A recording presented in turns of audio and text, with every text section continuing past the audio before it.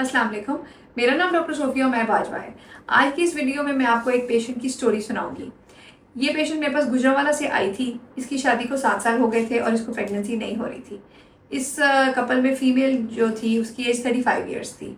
इनके हमने initial hormones के टेस्ट कराए जो कि नॉर्मल थे और इनके हस्बैंड की रिपोर्ट भी अपनी आईवीएफ लैब से कराई जो कि नॉर्मल थी। उसके बाद हमने पेशेंट को काउंसिल किया कि आप लेप्रोस्कोपी करवाएं।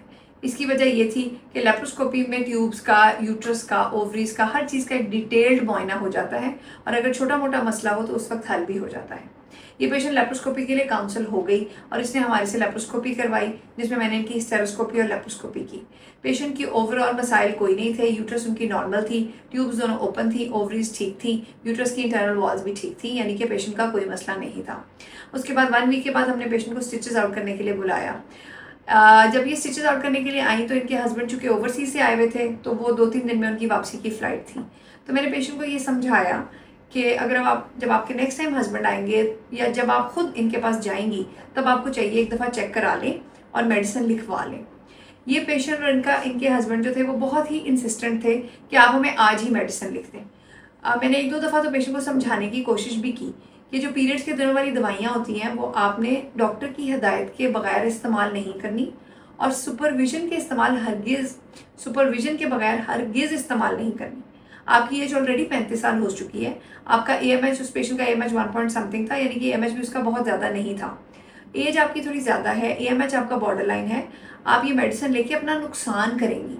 अगर आपने हमल का इलाज कराना है तो आप मेडिसिन लें, तब लें जब आपके हस्बैंड आपके साथ रह रहे हों, और जब आप ये मेडिसिन लें तो हर माह आप फॉलिकल साइज के लिए क्लिनिक में आके चेक करवाएं। मैंने 1-2 दफ़ा तो उन्हें काउंसिल करने की कोशिश की लेकिन पेशेंट 2-3 दफ़ा वापस आ गई कि नहीं मेरे हस्बैंड कह रहे हैं इनको मेडिसिन लिख दें। फिर मैंने पेशेंट को मेडिसिन तो लिख दी लेकिन मैंने पेशेंट को ये समझाया कि ये दवाई बगैर सुपरविजन के आपने नहीं खानी और आप मेरी ये बात नहीं समझ रही। आपको ये मेडिसिन एक तो सुपरविजन के बगैर नहीं खानी और एज आपकी काफ़ी हो गई है, अगर खानी है तो बहुत मुख्तसर टाइम के लिए खानी है।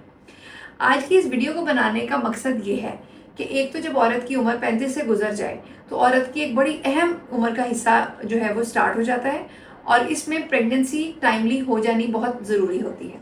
ये बहुत अच्छी बात थी कि इस कपल ने लेप्रोस्कोपी करवा ली क्योंकि लेप्रोस्कोपी के ज़रिए हमें सारा पता चल गया कि यूट्रस, ओवरीज, ट्यूब्स पेशेंट की नॉर्मल थी। ट्यूब्स के एक्सरे के मुकाबले में लेप्रोस्कोपी बहुत अहम होती है, ये बात तो सही है। और लास्टली ये बात बहुत अहम है कि अगर इस टाइम पे आपने मेडिसिन खानी है तो आप तब डॉक्टर से मेडिसिन लिखवाएं जब हस्बैंड वाइफ ने साथ रहना है और उसमें हर माह आप डॉक्टर को चेक कराएं। एग अगर बन जाता है तो एग रिलीज का इंजेक्शन आप लगवा सकते हैं, आप फर्टाइल डेज अवेल कर सकते हैं या आईयूआई करा सकते हैं। और जब एएमएच भी बॉर्डर लाइन हो और एज भी ज़्यादा हो तो 3-4 दफ़ा से ज़्यादा इस काम को ना करें। और अगर आपको प्रेगनेंसी नहीं है तो कुछ अर्सा नेचुरल ट्राई ज़रूर करें और अगर आपको प्रेगनेंसी नहीं हो रही तो फिर आप टाइमली आईवीएफ करवा लें। तो आज की इस वीडियो को मैं समराइज करूंगी। इस वीडियो को बनाने का मकसद भी यही था कि बहुत दफ़ा पेशेंट बहुत ज़्यादा इंसिस्टेंट होते हैं और सॉर्ट ऑफ मजबूर करते हैं कि बस आप हमें दवाई लिख दें। शायद उनको ये लगता है कि डॉक्टर चाह रही है कि बार बार पेशेंट क्लिनिक आके चेक कराए। इसका हरगिज़ ये मतलब नहीं होता। इसमें पेशेंट की सेफ्टी बहुत अहम होती है, पेशेंट की एज बहुत अहम होती है और एएमएच बहुत अहम होता है। और ये दवाइयाँ सिर्फ डॉक्टर की सुपरविजन में ही खानी चाहिए और अगर प्रेगनेंसी ना हो तो टाइमली इलाज में आगे बढ़ जाना चाहिए। अगर आपको मेरी ये वीडियो पसंद आई है तो मेरी वीडियो को लाइक करें और शेयर करें।